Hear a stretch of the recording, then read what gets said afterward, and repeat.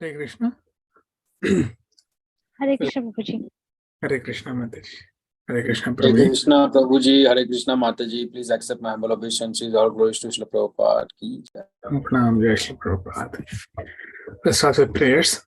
Namam Vishnu Padaya Krishna Presthaya Bhutale Srimate Bhakti Vedanta Swaminiti Namine Namaste Saraswate Deve Gauravani Pracharine Nirvishesha Shunyavadi Paschatya Deshatarine Jai Shri Krishna Chaitanya Prabhu Nityananda Shri Advaita Gadadhara Shrivasadi Gaura Bhakta Vrinda Hare Krishna Krishna Krishna Hare Hare Hare Rama Rama Rama Hare Hare Om Jnanatimirandhasya Jnananjanashalakaya Chakshurunmilitam Yena Tasmai Shri Gurave Namaha Vanchakalpatarubhyascha Kripa Sindubhya Evacha Patitanam Pavanebhyo Vaishnavebhyo Namo Namaha Ananta Koti Vaishnav Vrinda ki jai Jagat Guru Srila Prabhupada ki jai Nitya Gaur Premanande Hare Hare Bol Hare Krishna. So let me start sharing my screen. So we will practice the two shlokas which we did in the last 2-3 sessions. Then we'll go with the reading of the introduction. Every day 3-4 pages we will read, and then we will go to the third verse. Okay, so this is the first verse. Okay, I'll start. Then each one of you will can also recite.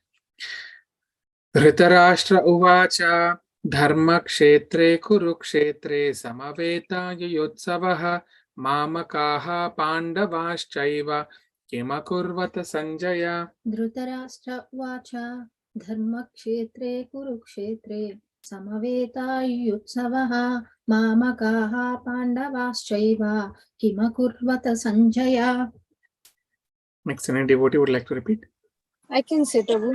Yes, go ahead. Dhritarashtra uvacha dharmakshetre kurukshetre samaveta yuyutsava mamakaha pandavaschaiva kimakurvata Sanjaya. Next devotee. Can I say Prabhu? Yeah, go ahead.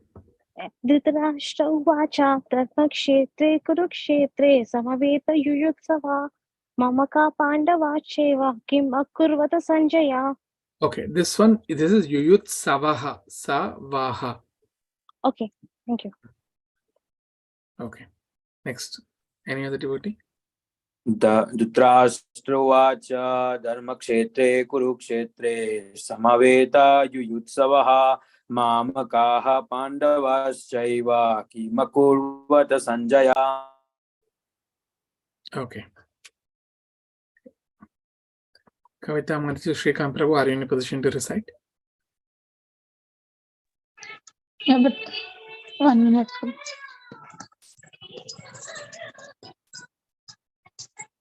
Dhritarashtra uvacha dharmakshetre kurukshetre samaveta yuyutsavaha mamakaha pandavaschaiva kim akurva Sanjaya. Okay. We'll go to the next verse.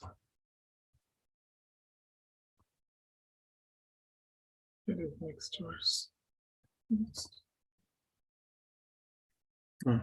Sanjaya uvacha drishtva tu pandavanikam vyudham duryodhanastada acharyam upasangamya raja vachanam abravit. Sanjaya uvacha drishtva tu pandavanikam vyudham duryodhanastadha acharyam upasangamya raja vachanam abravit. Damini. Sanjaya uvacha drishtva tu pandavanikam vyodham duryodhanastada acharyamupasangamya raja vachanam abravit. Very good, man. Kranti Mantri. Sanjaya uvacha drishtva tu pandavanikam vyudam duryodhanastada आचार्यम् उपसङ्गमय राजा वचनम् अब्रवीत्। Murari Prabhu. Sanjaya Uvacha Drishtva tu Pandavanikam Yuyuddhamam Duryodhanastada Acharyam Upasangamya Raja Vachanam Abravit. Okay, this is Vyudham Prabhu. Vyudham. Yudam. Vyudham. Dha, the second dha. Dhamruka dha. Vyudham. Yudam. Perfect. Kavita Mataji. Sanjay Uvacha Dhrishva tu Pandavanikam Vyudam Duryodhanastada Acharyam Upasangamya Raja Vachanam Abravit. Very good, Mataji. Niklesh Prabhu, are you in a position to recite? Sure, Prabhu. Sanjaya Uvacha Drishtva tu Pandavanikam Vyudham Duryodhanastada Acharyam Upasangamya Raja Vachanam Abravit. Very good. All right, so 2 shlokas over. The third shloka we will go after reading the introduction. Okay, every day 3 pages. We'll read the introduction.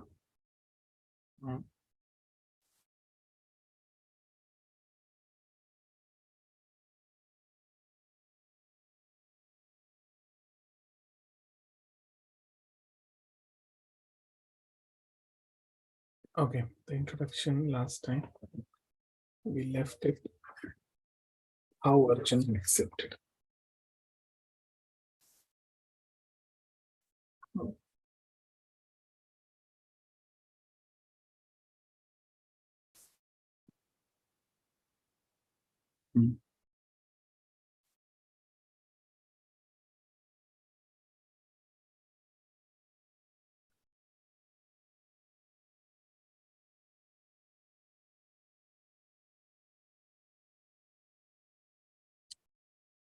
Yeah. Would anyone like to read this? Yes, Prabhuji. Go ahead. How Arjuna accepted this Bhagavad Gita should be noted. His manner of acceptance is given in the 10th chapter, 10.12 to 14. Arjuna Uvacha Param Brahma Param Bhadama Pavitram Paramam Bhavan Purusham Saswatam Divyam Adi Devam Ajam Vibhum Ahum Tvam Rashayah Sarve Dvaishahi Naradas Tatha Asito Devalo Vyasaha Swayam Chaiva Bravaishi Me Sarvam Itab Ratam Manye Yan Mam Vadasi Keshava Nahi Te Bhagwan Vyaktim Vidur Deva Na Danavaha. Arjuna said, "You are the Supreme Personality of Godhead, the ultimate abode, the purest, the absolute truth. You are the eternal, transcendental, original person, the unborn, the greatest. All the great sages such as Narada, Asita, Devala, and Vyasa confirm this truth about you. And now you yourself are declaring it to me. O Krishna, I totally accepted as truth all that you have told me. Neither the demigods nor the demons, O Lord, can understand your personality." After hearing Bhagavad Gita from the Supreme Personality of Godhead, Arjuna accepted Krishna as a Param Brahma, the Supreme Brahman. Every living being is a Brahman, but the Supreme Living Being or the Supreme Personality of Godhead is the Supreme Brahman. Param Dhamma means that he is the supreme rest or abode of everything. Pavitram means that he is the pure and untainted by material contamination. Purusham means that he is the supreme enjoyer. Shashvatam, eternal. Divyam, transcendental. Adidevam, the original supreme personality of Godhead. Ajam, the unborn. And Vibhum, the greatest. Now one may think that because Krishna was the friend of Arjuna, Arjuna was telling him all this by way of flattery. But Arjuna, just to drive out this kind of doubt from the minds of readers of Bhagavad Gita, substantiates these praises in the next verse when he says that Krishna is accepted as the Supreme Personality of Godhead. not only by himself, but by authority like Narada, Ashita, Devala, and Vyasadeva. These are great personalities who distribute the Vedic knowledge as it is accepted by all acharyas. Therefore, Arjuna tells Krishna that he accepts whatever he says to be completely perfect. Sarvam itidam ratam manye. I accept everything you say to be true.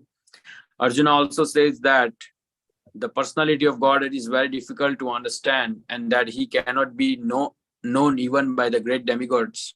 This means that the Lord cannot even be known by personalities greater than human being. So how can human being understand Lord Sri Krishna without becoming his devotee? Therefore, Bhagavad Gita should be taken up in the spirit of devotion. One should not think that he is equal to Krishna, nor should he think that Krishna is an ordinary personality or even a very great personality. Lord Sri Krishna is the supreme personality of Godhead. So according to the statements of Bhagavad Gita or the statement of Arjuna, the person who is trying to understand the Bhagavad Gita, we should at least theoretically accept it, Sri Krishna as the supreme personality of Godhead. And with that submissive spirit, we can understand the Bhagavad Gita. Unless one reads the Bhagavad Gita in submissive spirit, it is very difficult to understand the Bhagavad Gita because it is a great mystery. Yeah, so it is very important, this one. Oh, sorry. Yeah. With that submissive spirit, we can understand Bhagavad Gita. That is very important. Pariprashnena sevaya. Pranipatena pariprashnena sevaya. With submissive spirit, one can understand Bhagavad Gita. Otherwise, one cannot understand.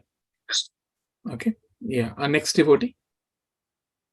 Who can read?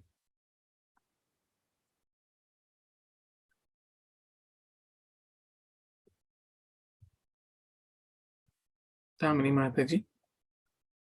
Yeah, Prabhu, sorry, Zoe's on cycle outside. So give me some Okay. time. Yeah, sure. Yeah. Yeah, no problem. We will try, Prabhu. Yeah, sure. Go ahead, Mataji. Can you zoom a little bit, Prabhu? Oh, yeah, sure. Where is it? This one. No.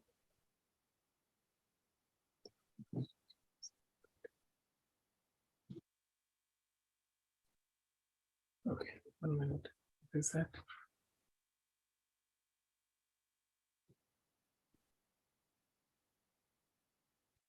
Just what is Bhagavad Gita? Okay.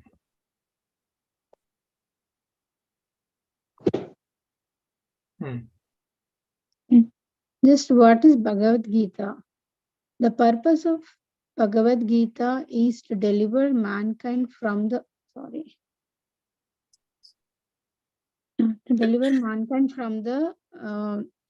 1 minute, Mataji.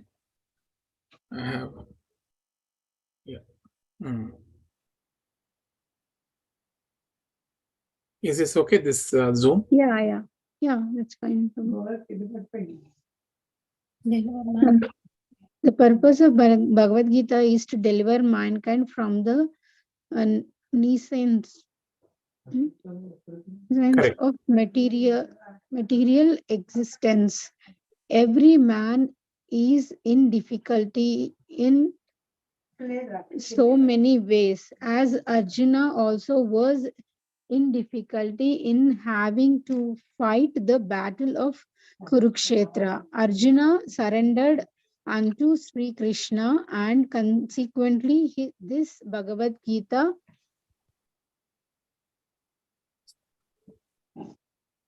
was spoken. Not only Arjuna, but every one of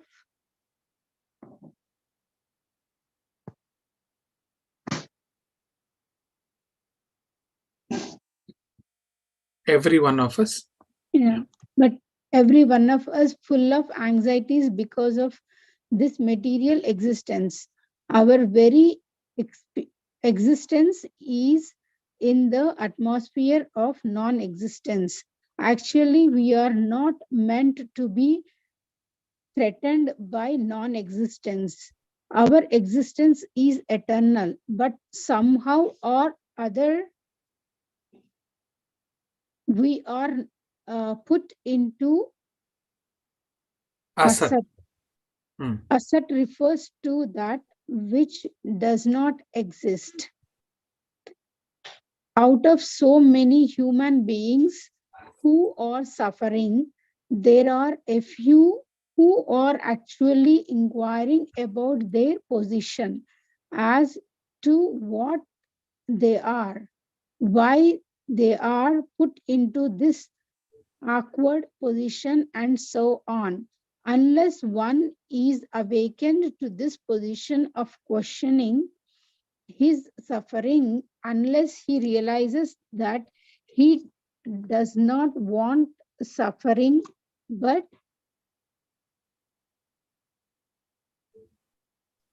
rather wants to make a solution to all suffering, then one is not to be considered a perfect human being.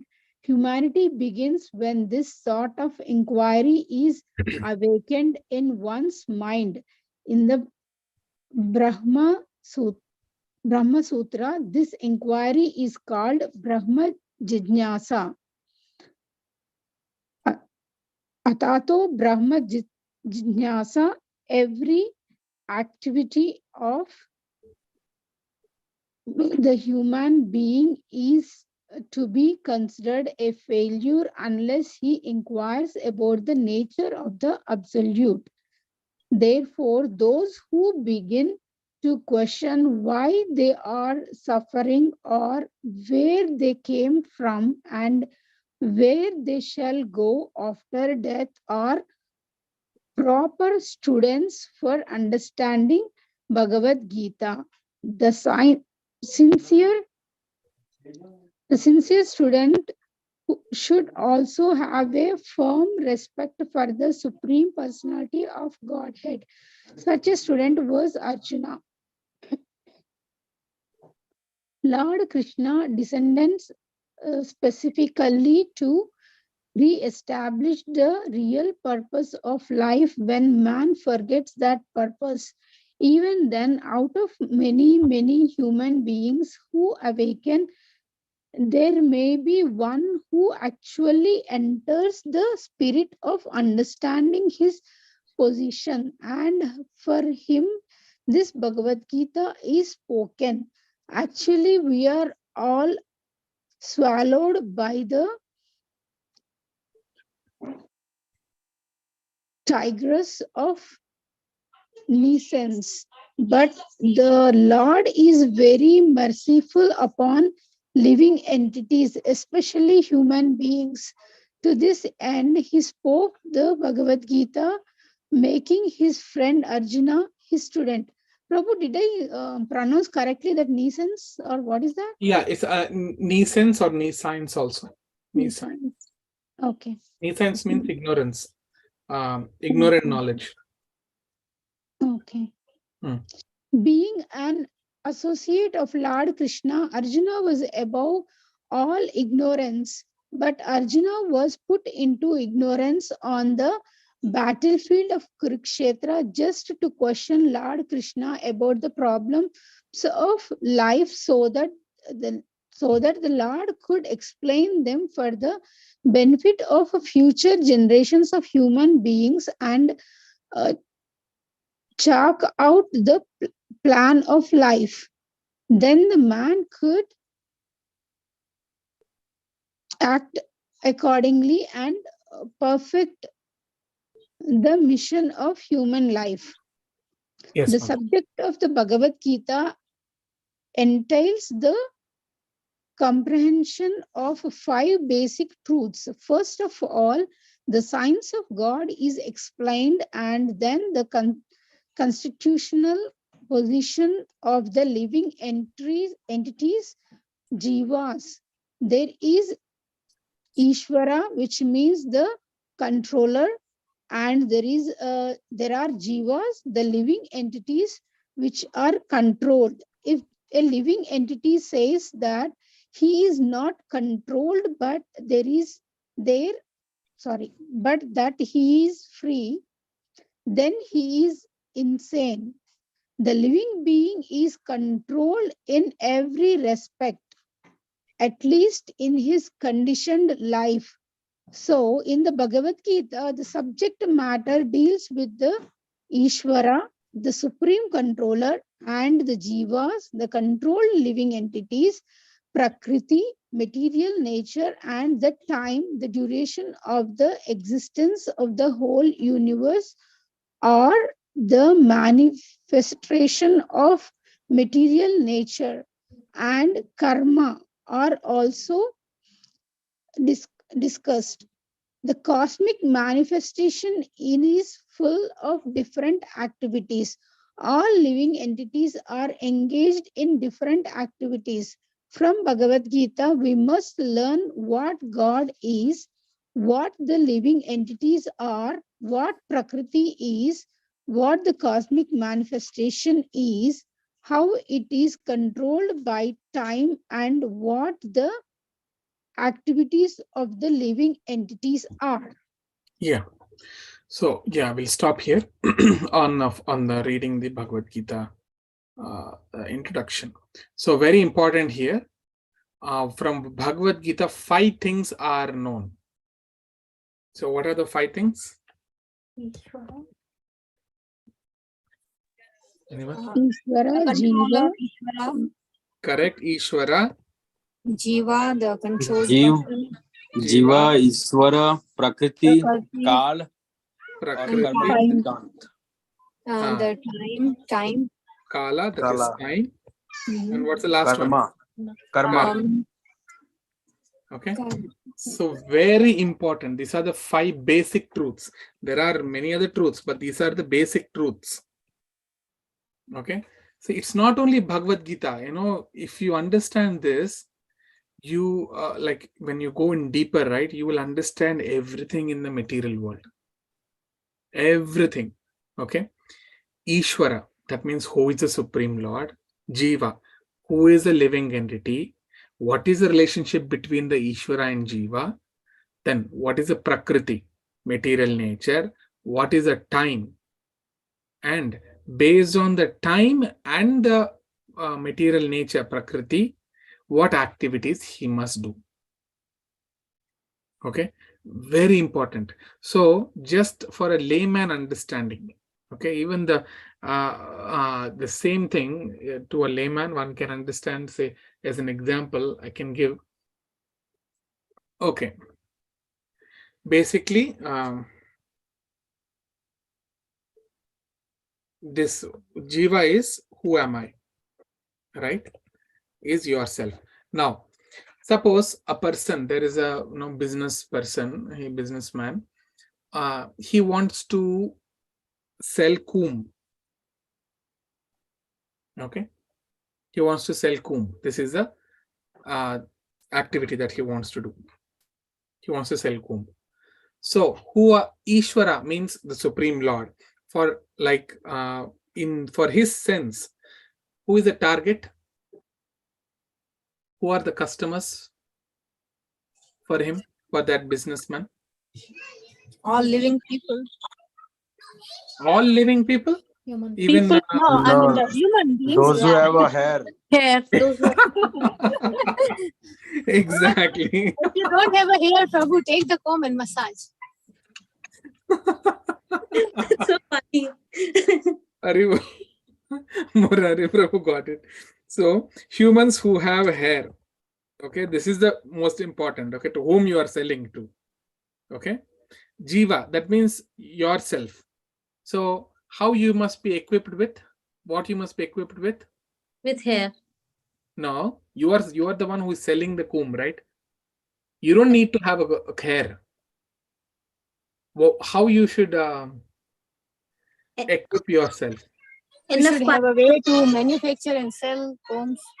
Exactly. That means to train.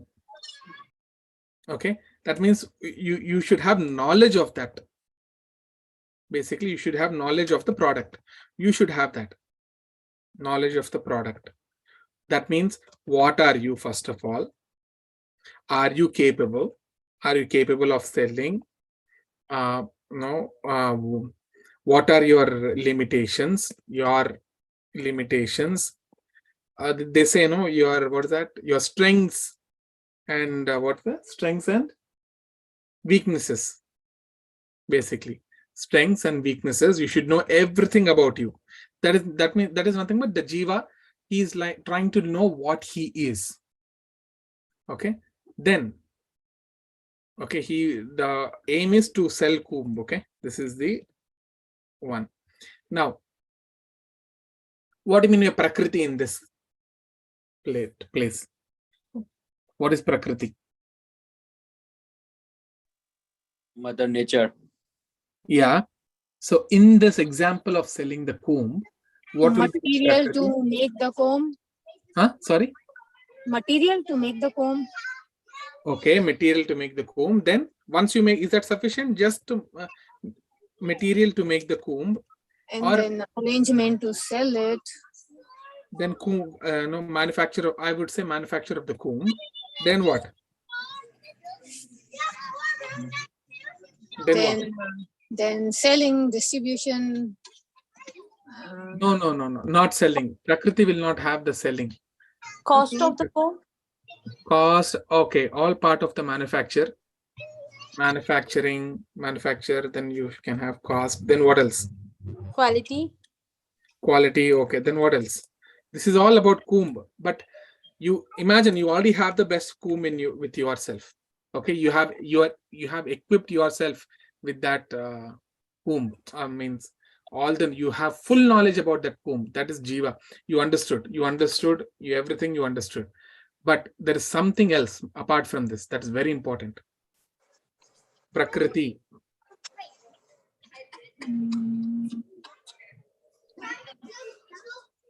Okay, Prakriti in this case would be where are you going to sell? You need to some place to sell, right? Yes, Prabhuji. Store. Okay, store, or you can stand by yourself on the maybe in some marketplace, in some market, and then you can sell, right? It can be in USA. I'm not sure where at least in New York, I have seen in subway stations and all those, and wherever there are some streets are like market streets, there you sell. Anyone can come. Here, what is that? Farmers market, right? Once in a week, the farmers market come, they sell. So Prakriti is basically the market and all the other things. Okay, this is a very gross example I'm giving. Now, what is Kala in this time? In this example, what will be my time in this example of time? Time taken to sell the combs. No. Like you cannot sell the comb in the night or midnight. You have to pick Exactly. Not time taken. What time I should sell?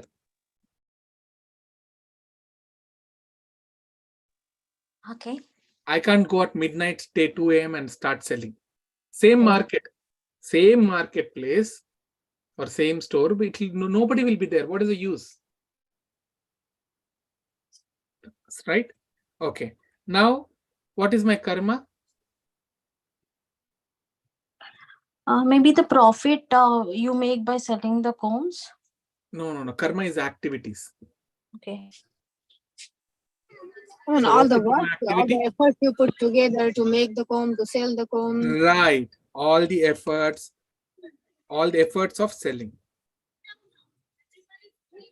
Okay.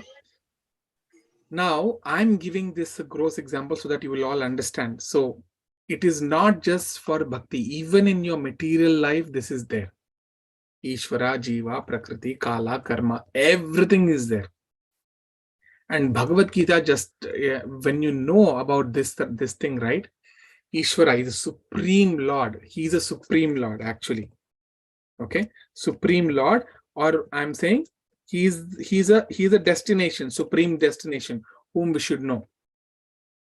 Similarly, in the selling the comb, who is our customer, or who should be our target? Our target should be to the humans who have hair. So here also our target should be The Bhagavad Gita talks is a transcendental subject. It's not material. So it talks about what is our supreme destination. Jiva, that means about yourself. Who are you? Okay, it talks about that. What is your relationship with him? Okay, it talks about that.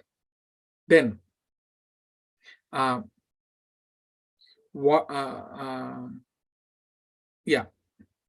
okay, that is fine. Then, Prakriti is about the material nature. Okay, material nature. It has got a superior material nature and inferior material nature. There are two things. So tomorrow in the same what is that introduction, we will read what is superior and inferior. Kala is a time factor, we know. Then karma, your activities. So if your destination is the Supreme Lord, first you will understand who are you, what is your relationships. Okay. Then what activities I must perform so that I can reach the Supreme Lord. Okay. Now, when I perform any activities, what can I perform any activities at any time? Or is there a specific time? Yes, there is a specific time. There is a regulated time for that. Like when we say Mangalarti, wake up every day morning, you do Mangalarti, then you chant in the in the morning times, then you sleep at night. All these activities, Krishna mentions in Bhagavad Gita that sleep must be controlled. Everything. So he talks about that. So activities. Then time, in what time. Then he talks about the material nature. Superior material nature is Jiva. Inferior material nature is that, Rajoguna, Tamoguna, Sattva-guna.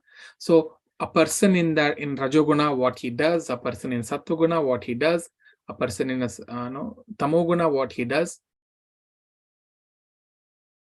Effect of all that. So you will understand completely.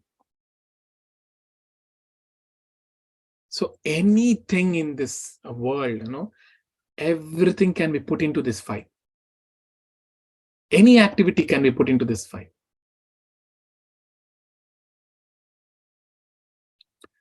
So this is what Bhagavad Gita deals with. And that is why Krishna tells to Arjuna, declares that once you know this language, once you know this knowledge, there is nothing else to be known. Okay. Any questions so far? Because in detail, we will, Prabhupada has already explained in introduction further about what are these material nature and Prakriti, Jiva, Ishvara, the 5 basic truths he has mentioned. A little more explanation he has given. But any questions still now?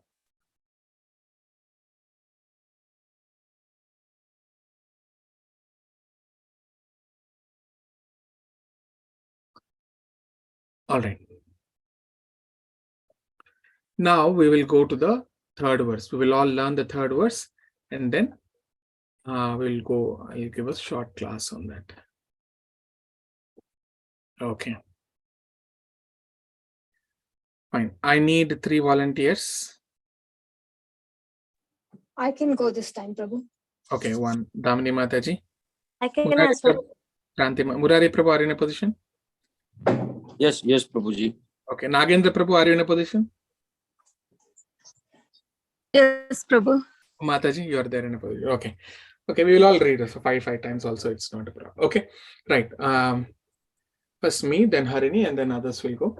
Pashyaitam Pandu Putranam. Pashyaitam Panduputranam. Pashyetam Panduputranam. Pashyatam Panduputranam. Pashaitam Panduputranam. Pashyetam Panduputranam. Acharya Mahatim Chamum. Acharya Mahatim Chamum. Acharya Mahatim Chamum. Acharya Mahatim Chamum. Acharya Mahatim Chamum. आचार्य महतीं च मूम् व्यूढां द्रुपदपुत्रेण व्यूढां You द्रुपदपुत्रेण व्योधां द्रुपदपुत्रेण Yudam Drupada-putrena व्यूढां द्रुपदपुत्रेण व्यूढं द्रुपदपुत्रेण तव शिष्येण धीमता तव शिष्येन धीमता तव शिष्येन धीमता Tava Shishyena Dhimata तव शिष्येन धीमता तव शिष्येन धीमता Yeah, very good. Now, the entire verse I'll recite. Let's see. Pashyaitam Panduputranam Acharya Mahatim Chamum Vyudham Drupada Putrena Tava Shishyena Dhimata. पश्यैतां पाण्डुपुत्राणाम् आचार्यमहतीं च मूं व्यूढां द्रुपदपुत्रेण तव शिष्येन धीमता पश्येतां पाण्डुपुत्राणाम् आचार्य महतीं च मुं व्योधां द्रुपदपुत्रेण तव शिष्येन धीमता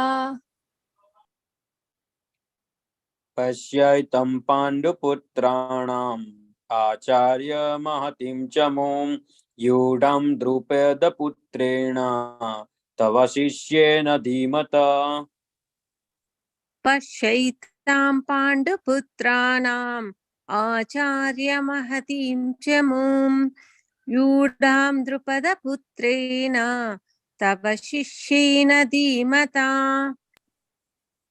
पश्चातं पाण्डुपुत्राणाम् आचार्यमहातिं चामुं व्यूढं द्रुपदपुत्रेण तव शिष्येन धीमता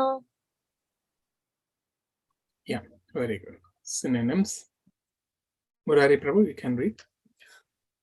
Asya, behold, etam this Panduputranam of the sons of Pandu, Acharya, O teacher, Mahatim, great, Chamom, military force, Yudam, arranged, Drupada Putrena, by the son of Drupada, Tava, your, Shishyena, disciple, Dhimata, very intelligent. Read the translation, Prabhu. Translation and purport by His Divine Grace, Srila Prabhupada. Srila Prabhupada ki jai. O my teacher, behold the great army of the sons of Pandu, so expertly arranged by your intelligent disciple, the son of Drupada. All right. Harini will read the purport. Duryodhana, a great diplomat, wanted to point out the defects of Duryodhana, Dronacharya, the great Brahmana commander-in-chief. Dronacharya had some political quarrel with King Drupada, the father of Draupadi, who was Arjuna's wife. As a result of this quarrel, Drupada performed a great sacrifice by which he received the benediction of having a son who would be able to kill Dronacharya.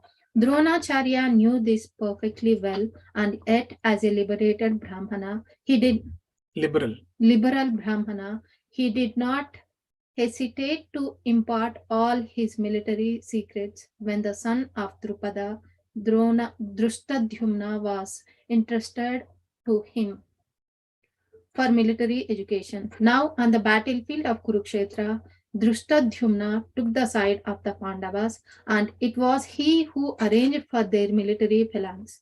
After having learned the art from Dronacharya, Duryodhana pointed out this mistake of Dronacharya's so that he might be alert and uncompromising in the fighting. By this, he wanted to point out also that he should not be similarly silent in battle against lenient in battle against the Pandavas, who were also Dronacharya's affectionate students.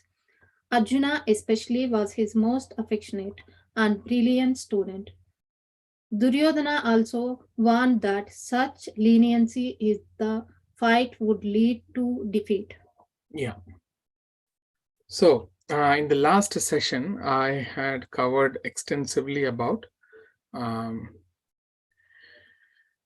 the background of the entire Kuru dynasty, what has happened.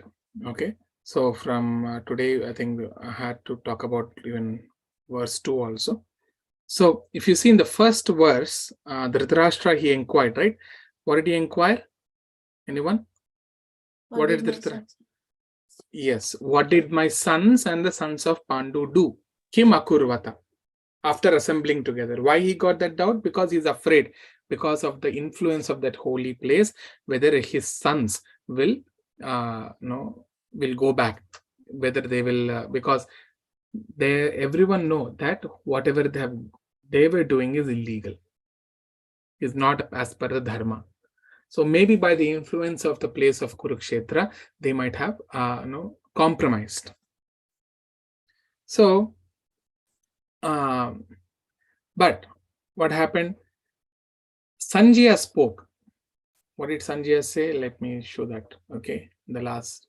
See, Sanjaya Vacha Drishtva tu Pandavanekam Vyudam Duryodhanastada Acharyam Upasangamya Raja Vachanam Abravit. So here he's saying, what did he say? That Duryodhana, after looking at Pandava's army, he was actually bewildered. And then he went to his Acharya. That is, who is that? Dronacharya. And then he spoke. See, what was the confidence that Dhritarashtra had that he was pushing for this war? Does anyone know? What is the confidence? Dronacharya. Like okay, and Pitam Bhisma. Then what? Who else? his son Duryodhana. Okay. Karna. Okay. Then, you know what was the main thing? Confidence that his sons are 100 in number. Pandavas are only 5. And that too, what had happened? Pandavas are abandoned from the kingdom. He thought, okay, because they are in the power, right? They are the ruling people. So he thought all the Kuru dynasty, whoever were friendly with them before, they will all support him. So he was fully confident that he had 100 sons and the Pandavas are only 5. And they can have bigger army and Pandavas cannot have any army. So that's why you see Drishtva Pandava Nikam. Okay, Pandava Nikam. What is Anikam means? The soldiers of Pandavas. When Duryodhana saw the soldiers of Pandavas, he was he went into anxiety. Why? Because he did not expect, first of all. When this war was declared, what happened? They were each lot of messenger. There were a lot of messengers were sent to Dhritarashtra to call off this battle. Krishna personally went and requested to call off the battle. And he said, at least give them, they are Kshatriyas, they cannot do any other duties. Pandavas are Kshatriyas. And by the dharma, they should do the rule of a Kshatriya, that is ruling. So whether you rule a kingdom or whether you rule a small village, is anyway, the duty is of ruling. So that is their occupational duty. And it is the duty of the king to make sure that other Kshatriyas who are born in the same kingdom, everybody is employed. That is a perfect ruling. It is a duty of the king to make sure that nobody is unemployed.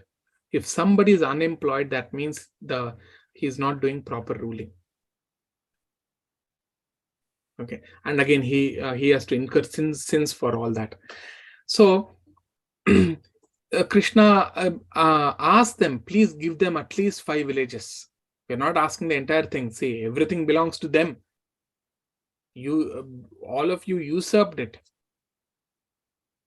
There was no deal, contract when you see that gambling, what was that? Ludo game. The gambling game happened. First time they lost, right? Draupadi was also insulted, but immediately Dhritarashtra, he released everyone because Draupadi asked. When Dhritarashtra asked, what do you want? What do you want? Draupadi said, you release everything, and whatever we lost, let us get it back. So Dhritarashtra gave that word. Then again they went for a second gambling because they were completely outraged by what had happened. They don't wanted this kingdom. So they know that they're going, they will lose again. So wantedly they went to the second time, the gambling game. They lost everything. And the rule was that only for 14 years they will live outside, or how much? 12 plus 1, I think, 13 years they will live, and they'll come back. So when they come back, they will hand over the kingdom. But when they came back, they didn't hand over the kingdom. So that is when all this thing had happened. So Krishna tried to call off, that he didn't listen. Akrura tried, Vidura, Sanjaya, but Dhritarashtra was not listening. Because the confidence that he has, that these people will be with me. So, but what happened later when the war was declared? Duryodhana was going to each and every kingdom, trying to gather some armies for him to join his party. And Arjuna was also going to different kingdoms, to his friends, and he was gathering his army. So now the thing came for, they both came to Krishna, because Krishna sent a message that I'm not going to fight. So there are two options. What are the two options? Either you will get me, is the first option, and I'm not going to fight, or you will get my army. So both, Duryodhana went running towards Krishna from Hastinapur, from Delhi to Dwaraka. When he heard this, Arjuna also, he wanted to have Krishna, so he went to Dwaraka. So when they both reached, actually at that time, Krishna was taking rest on the bed. So it was Duryodhana who went in first. So he saw that Krishna is taking rest, and he was waiting for Krishna to be awake. He was so he thought maybe when Krishna will open his eyes, I will be right next to his head, and immediately when he opens, I will ask for this boon, for that, what is that? Boon of army. Okay, and after some time, Arjuna came. And Arjuna, as we just now mentioned, right, we have to read this Bhagavad Gita in a submissive spirit. Arjuna was in a submissive mood. So since he was in a very submissive mood, he was at the lotus feet of Lord Krishna. So Krishna knew both of them have come. Okay. And when he opened his eyes, okay, because, Duryodhana was near the head. He didn't see Duryodhana first. He saw Arjuna first. So he woke up and he embraced Arjuna. Oh, Arjuna, you came. Okay, I have. How are you? What are you doing? And all that. He inquired, and he said that I have, given this boon. So which option you want? Whether you want me or whether you want my army? Immediately, Duryodhana jumped in. He asked, "What is this? I came here first."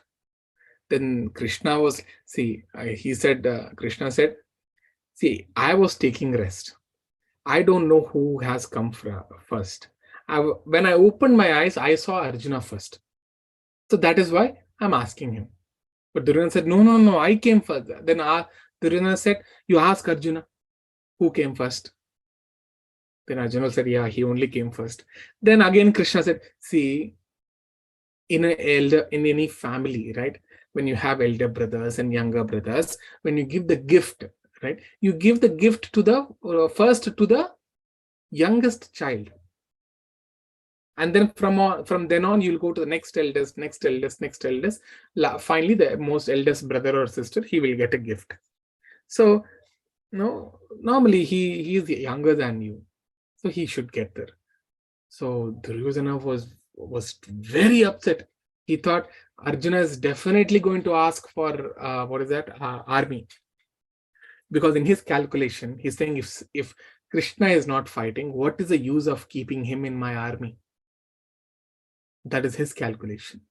Okay, but Arjuna, he doesn't care. He just wanted Krishna. So he said, Krishna, I want you only. Krishna said, Arjuna, think over. You think again, what is the use? I'm not going to fight. So at least you take my army, it will help you. Already you don't have much army strength. I said, no, I don't care. If I don't have any army, it is fine with me. If you are with me, I can win over or win any battle.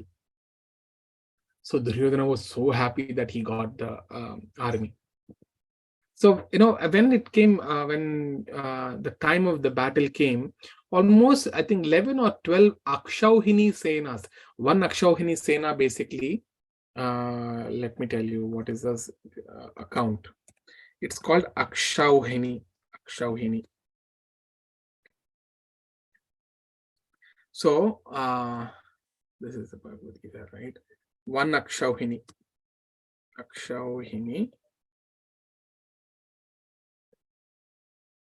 This is a count, okay? One Akshauhini Sena, how much it will have? It will have chariot fighters, okay? Then it will have the elephant warriors. Then it will have the cavalry, or the horse warriors who fight on the horses. Then it will have the infantry, or the soldiers on foot. So the count is 21,870 chariot warriors will be there. Okay, same number of elephant. Okay, then this 3 times of this into 3 will be 65,610. Then 5 times of this chariot warriors or elephant warriors will be the infantry. So if you add this, how would you sum? Yeah, sum 24.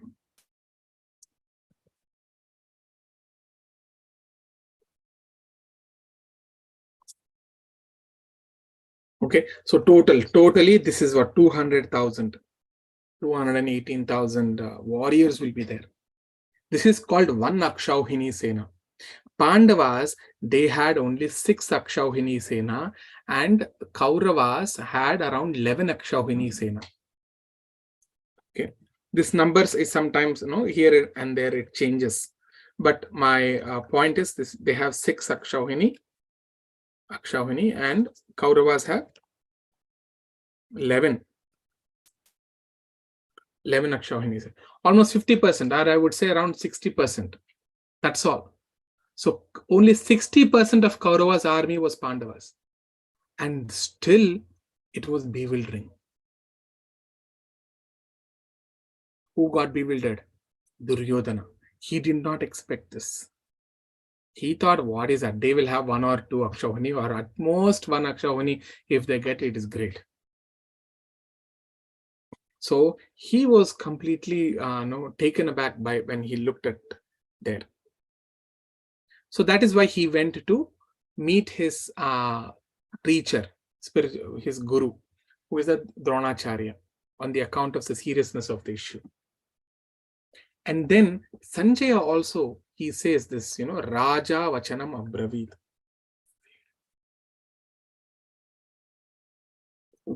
Raja Vachanam Abravit. Why? Because who is that Raja? Duryodhana. See, his doubt was there in the first verse. What is that? What did my sons do? Did they compromise or something?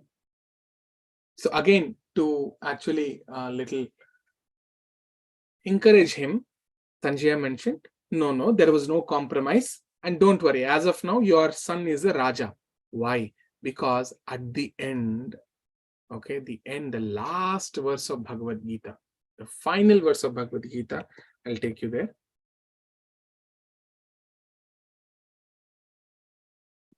The 18th chapter, there are 18 chapters.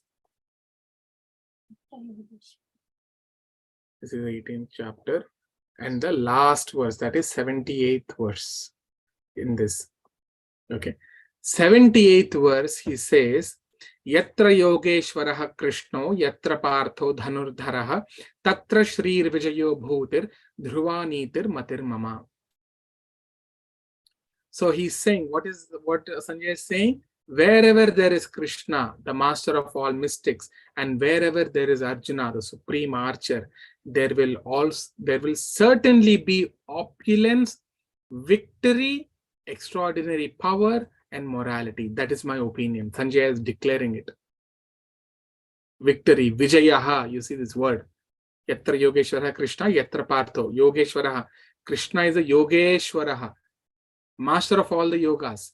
Then Yatra Partho, Partha is Arjuna, along with his Dhanurdharaha. That means along with who carries a bow and arrows. What happens there? Tatra, there, Shrihi, opulence, Vijayaha, that means there will be victory. Although in the beginning he said, at the end he declared, don't expect any victory for your side. Because wherever Krishna and Arjuna are there, there will be victory on that side. So, but for time being, he's saying like this. So after this, where now in the next verse, they are going to who? Dronacharya. Right? They're going to Dronacharya. Now, who is Dronacharya? Dronacharya is the military teacher for all the kings. And this Dronacharya and Bhishma Dev, during the fight, they joined with Duryodhana. And none of these Dronacharya, Kripacharya, great acharyas or great warriors, they didn't join Arjuna or Pandavas. Why? Because at that time, Yudhishthira was not the king. The entire financial control was in the hands of Dhritarashtra. They were on the government political power. So they were giving enough money for the maintenance of Dronacharya and others. So Bhishma Dev, Dronacharya and Kripacharya, they felt obliged. But they know everything. They know that Kauravas are, or not Kauravas, I would say, Dhartarashtras, the sons of Dhritarashtra are impious. They will lose, but they know everything. But externally, they felt this obligation. Also, Prabhupada mentioned, he says that, they felt like, Arjuna, I'm getting money from Duryodhana. So in this point of danger, if I do not join them, it does not look well. But definitely, Arjuna did not ask none of them to join, because he was very satisfied with Krishna. So he doesn't want them.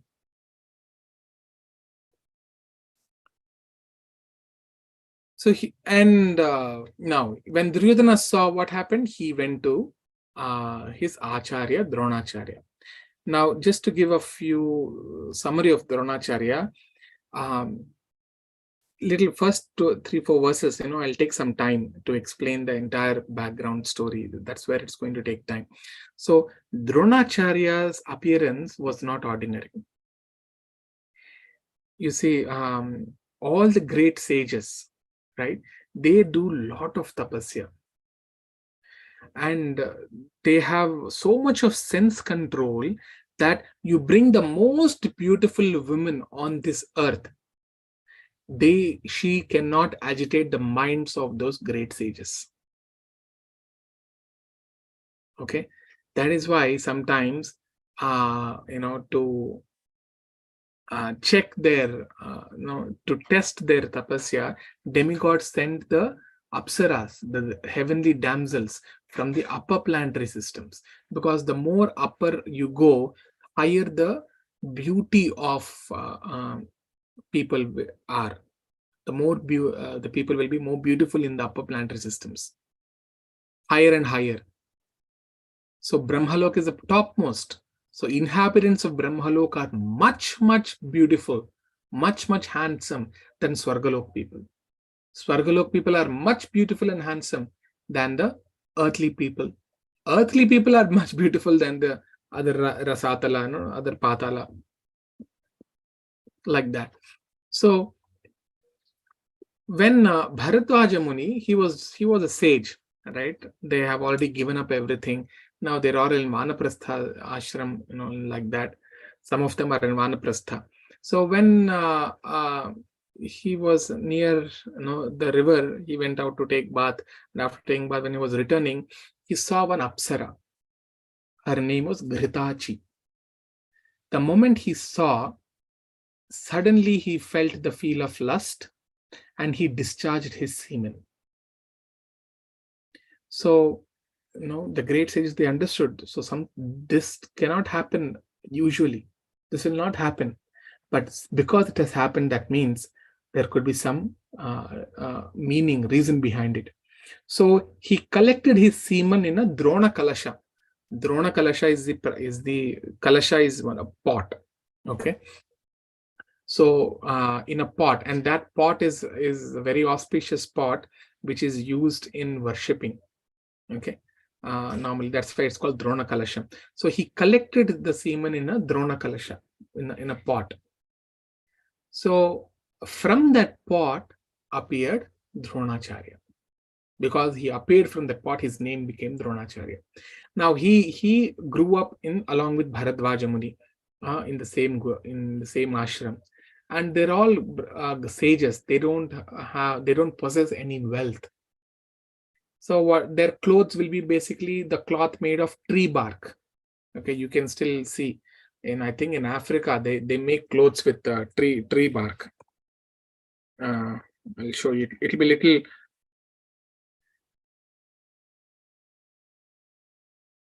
Let me show you. You see like this.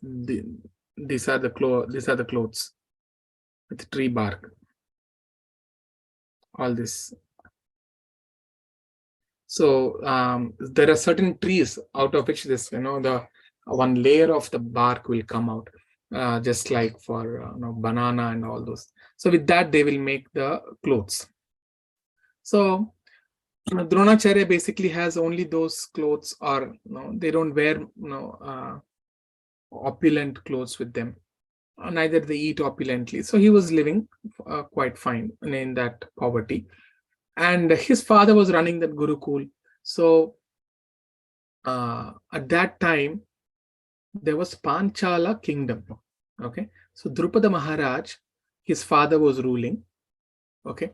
Drupada, his appearance is also a little different. His father, when he was a king, and he came to the forest to do austerities. Because I think he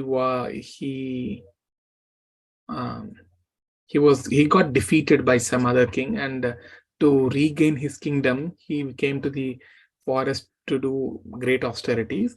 At that time, he also saw one Apsara, and he also discharged his semen, and that semen fell between the 2 feet. Pada means feet. So Drupada, in between the 2 feet, and that's when Drupada was born. Anyways, so in spite of their auspicious births, this is the material nature. Still, that contamination and all those things are there. So Drupada and Dronacharya are of same generation. So Bharadwaja Muni was teaching. So Drupada and Dronacharya, they were learning under the same teacher, and they become very close friends.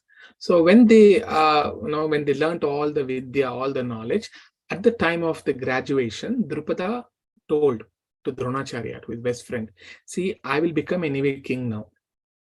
Okay, if I go back, my father will crown me as a king. So whenever you have any problem, okay, you come to me, I will help you. That was a promise Drupada gave to Dronacharya. So Dronacharya, he as a friendly person, he took it. He accepted that. So after that, Dronacharya also got married to Kripi. Kripi and Kripacharya both are twins. Okay. Again, there's another story how they appeared. So Dronacharya married to Kripi, and then to them a son was born. His name is Ashwathama. So he was also running that Gurukul after his father, and they were in a very poverty-stricken condition. So he went to Parashurama first of all, because he heard that Parashurama is giving away free gifts and all that, lot of things in charity. So he went to Parashurama. So by the time he went to Parashurama already had given everything in his possessions, whatever he had, to Brahmanas. He didn't have anything else. So Parashurama felt very bad. Oh, Brahmana had come, but I don't have anything to give. So what he did is he had bestowed him the entire Dhanur Veda, the entire knowledge about the military phalanx and all this different arrangements, the weapons and all that. He gave that knowledge to Dronacharya because he couldn't give anything else other than that. So he came back, and then his wife told that, see, if we, the Kripi said to Dronacharya that, see, if we both are there, it is fine. We are anyway accustomed to living in the poverty-stricken condition. It is okay. But right now we have a son. We are not even able to properly nourish him. So I know you have your friend, right? So okay, shall we go to his place? The Dronacharya also, yes, agreed. Yes, my friend promised. So you see, Dronacharya, his wife, his child, and along with his disciples, they all went to where? Drupada Maharaj, Panchala Raja. Okay, to the kingdom of Panchala. There, when they went, he was sitting in the Sabha or in the assembly. Dronacharya came there, and he very nicely spoke to Drupada, said, after a long time I'm seeing you, how are you? How are you doing? How is the kingdom? Are you ruling properly? All that he asked. And then in return, Drupada insulted Dronacharya. He gave all crazy reasons, because he was puffed up with this money. So he said, how can, you see, you are a very poor person. How can there be friendship between the poor person and the rich person? Will there be any friendship? So he gave many other examples, very nonsensical examples. So that's not true. Otherwise, how Krishna and Sudama are the best friends? So it's not true. So Drupada insulted that you're not even fit to stand in front of me. You go out, get out. So Dronacharya felt very bad. His son is there. His wife is there. His disciples are also there. In front of them, he got insulted.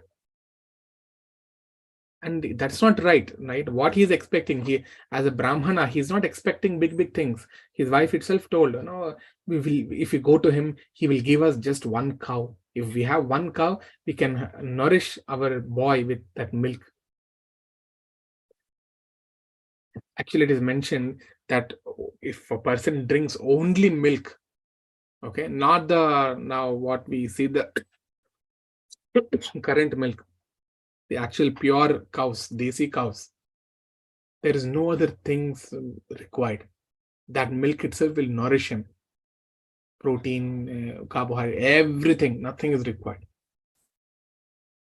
So that is what, as Brahmanas, they are, they wouldn't need anything. They'll be happy with even the smallest of the donations. So that's what they were expecting. So Dronacharya, he felt very bad.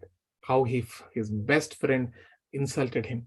So he doesn't know where to go now. He thought of, let's go to Hastinapur, because Kripis, that his brother-in-law is in Hastinapur. He's a Kripacharya. Kripacharya is the primary school teacher for all the sons of Dhritarashtra and Pandu Maharaj. So he went there, and then somehow he saw that he exhibited his his military strength there, and immediately Bhishma, he established him as the guru for his sons or for his grandsons. So then all the Duryodhana 100 and his 99 brothers and Pandavas and other kings, they all took a training under Dronacharya. So when they all learnt it, as a Guru Dakshina, they asked, what, now it's a time for our graduation, we have to give some Guru Dakshina. Please let us know how we can please you. So Dronacharya said that you bring in Drupada here for me. That means you challenge him in a battle, and then you defeat him and you bring him to me. That's all his thing was. So now all the Pandavas and the Kauravas, or the Dhartarashtras and Pandavas, both of them, they go to war. They challenge a war with Drupada. So they had a furious battle between them. First, Karna and Duryodhana, they went, and they went to fight with Drupada, and they got defeated. They ran away. It was Bhima, Arjuna, and Yudhishthira who then went all alone. They defeated the entire army of Drupada, and they captured Drupada, and they brought Drupada in front of Dronacharya. So Drupada was actually pleased with how such a young boy Arjuna, he could defeat me. He was pleased with his. He was fascinated actually how Arjuna fought, and then when he was brought in front of Dronacharya, then Dronacharya said, "Now you understand. You always think that money is great. Now what is it? You got defeated with my disciples." Then Drupada kept the revenge in his heart. So he went back. Immediately Dronacharya released. He didn't take any kingdom. He just wanted to show that you should not keep that much ego, or you should behave properly with Brahmanas. That's all he wanted to show. So, but Drupada, he kept the revenge in his heart. He went back. He performed a yajna. And then out of that yajna, for what did he perform? He performed that yajna to get a son who would kill Dronacharya. So from that yajna, Drishtadyumna appeared, and Draupadi also appeared, because he had a desire to get Arjuna as his son. But that's not possible. But because Arjuna is already born and he's already born, that cannot happen now. But if he becomes father-in-law of Arjuna, then Arjuna is also considered to be as a son, one of the Pitra Panchaka or Putra Panchaka. For a person, one of his sons would be his own sons, and all his disciples and his son-in-laws are also his sons. So from that yajna, Draupadi and Drishtadyumna appeared. Drishtadyumna was already appeared at the age of youth. So Drupada entrusted Drishtadyumna to Dronacharya, and Dronacharya very well he knew that this boy is going to kill me in the future, but it doesn't. I don't care, no matter what. Anyway, because I will die one day. One day I will die. So it's okay. I will teach. I will do my duty. So he taught that. And then in the next verse, you see, this is what Duryodhana is pointing out the mistake. Pashyetam, have you seen it? Panduputranam.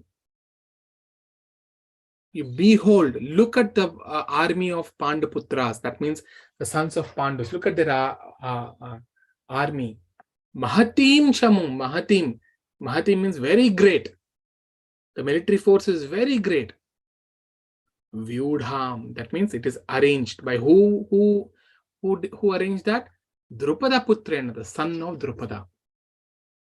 And now he's saying Tava Shishyena Dhimata. He's your disciple. He's pointing out the mistake. And that is one of the greatest offense. It's a great offense. Why? Because I'll show you in the in Chaitanya Charitamrita, Adi Leela, the first chapter. This is part of Srimad Bhagavatam also. The 11th canto, the same verse appears. So the same verse also appears in the Chaitanya Charitamrita. You see, Chaitanya Mahaprabhu is saying, Acharyam mam vijaniyan navaman manyeta karhichit namartya buddhya suyeta sarvadeva mayo guruhu. Krishna is saying, one should know the Acharya as myself and never disrespect him in any way. One should not envy him, thinking him as an ordinary man, for he is a representative of all the demigods. Acharyam mam vijaniyam. You should know that I'm not different from the Acharya. And here Duryodhana is disrespecting. He is your disciple. So that with that, what will happen? He's thinking, so that Dronacharya will get the ego and say, oh, this rascal, he is the one who learned from me, and now he's going to kill me. That is his calculation. So this is how he is trying to instigate Dronacharya, so that he will not show any more leniency, because all the favorite students of Dronacharya are in the opposite camp. So he should not show any leniency. And that's why he's instigating him. But that's the offense he's doing it. To show to pinpoint some mistake of his Acharya. But actually it's not a mistake.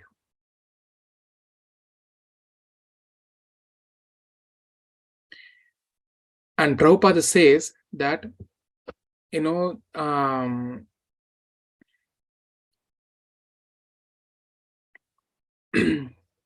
Prabhupada says in this lecture for this verse, he says that Duryodhana, he does not know that the death does not depend on the military strength or the bodily strength.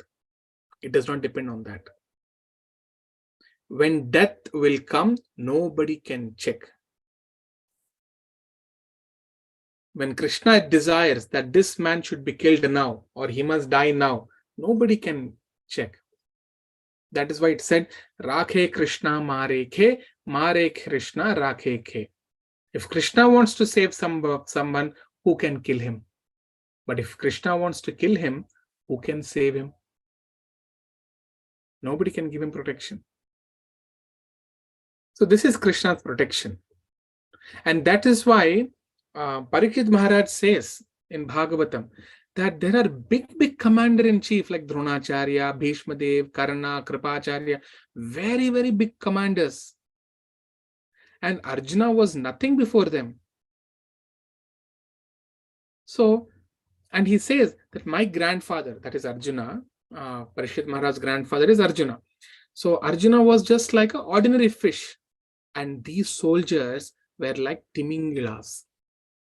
Timi means whale. Timingala, Mangala means to swallow. So there are fishes or huge aquatic animals which swallow whales, that huge.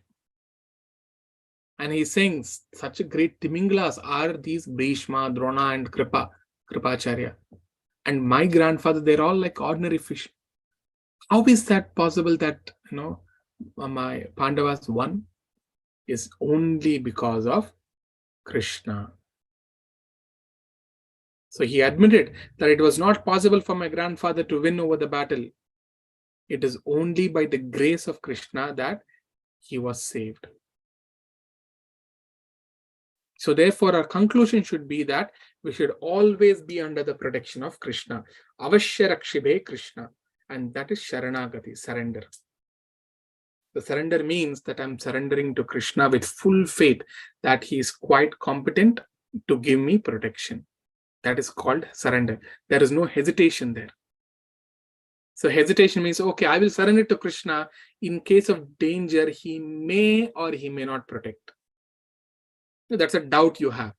No. With full confidence, with full faith, avashya rakshebe Krishna. Krishna will give me protection. Because Krishna is very powerful. He is great. So I'm surrendering to Krishna from this day. I was wandering throughout the universe, life after life, without knowing my relationship with Krishna. Now today, because of the mercy of Srila Prabhupada, I got to know who am I, the Jiva, and who is the Lord. So let me accept him as my Lord, and we beg Krishna, please accept me and engage me in your service. So that is called surrender. Okay, I will stop here. Any questions? Yeah, Prabhu, I have one question. Actually, two questions. One is, who is Kripacharya? Kripacharya is a primary school, maybe you can say primary school teacher for for all the Dhartarashtras and Pandavas. Okay. And Kripacharya and her Kripa and Kripi. Kripi is her twin sister, his twin sister. So she was married to Dronacharya. Okay.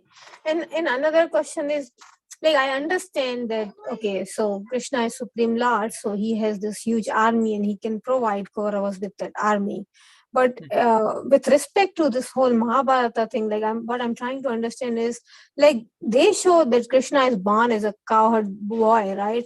So then, like, how exactly he gathers this whole huge army to provide it to Kauravas? Oh, okay. So you see, Krishna was, if you see the Bhagavatam, he was born to whom, basically, if you see materially, or he was born to Vasudeva and Devaki. They are kings. Right. Mm-hmm. So at the age of 13 or 14, when was it, or 10, I don't remember which age was that, he was taken back from Vrindavan to Mathura to fight against the Kamsa. So Kamsa was defeated by Krishna and Balram. Then Krishna, Balram, they both went for Gurukul. In 2 months, they learned all the knowledge. They came back. And later on, they installed Vasudeva as the king there. Actually, Ugrasena as a grandfather, actually. So then they started ruling there, no? Like Vasudeva, Ugrasena, they all started ruling the kingdom there.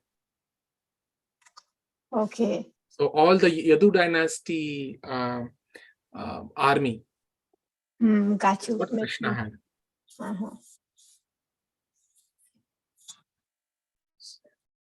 So once they moved from Mathura to Dwaraka, the same army went.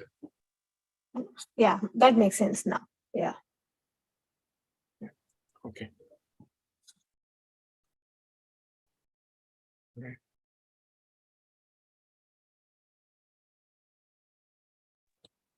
Right. Other questions?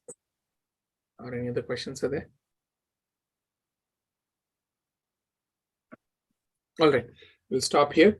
Today is a holy Ekadashi, that to Pandava Nirjala Ekadashi, and we got the opportunity to talk about the Pandavas and their great relationship with Krishna. So very auspicious to hear, and that too we are discussing about the words of Bhagavan Sri Krishna on this day.